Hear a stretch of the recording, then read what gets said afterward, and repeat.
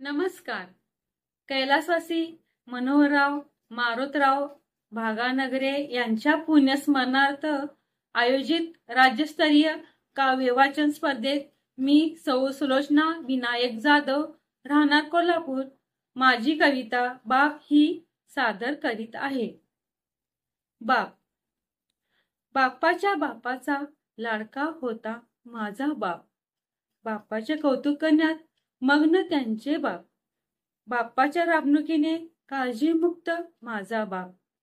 आईवडीच्या लग्नाने खुशाल चेंडू माझा बाप. आईच्या सगळ्या कष्टाने निर्धास्त होता माझा बाप. दिवस रात्रीचा विचार न करता माणुसकीच्या नात्यासाठी धावा घेई बाप. घराघराच्या समस्या सोडवण्यात आई सदा न कदा मग्न. बाप मात्र गोरगरिबांच्या यातना सोडवण्यात दंग. बापाच्या जन सेवेच्या कार्याचा आईस होता अभिमान. बापाला ही आईच्या हालाची होती अंतःकरणापासून जाण. बापाने लेकरांना शिक्षणाबरोबर संस्कार दिले छान व आई वडिलांची सेवा करून फेडले होते त्यांचे पांग.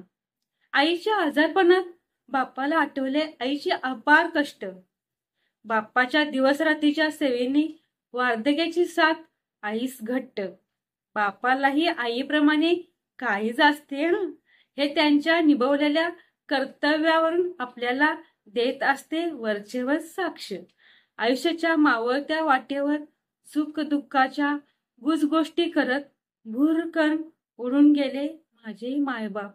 माझे मायबाप पण माझ्यासोबत नेहमी आहेत माझे मायबाप. माझे मायबाप. आभारी आहे आई बाबा. धन्यवाद.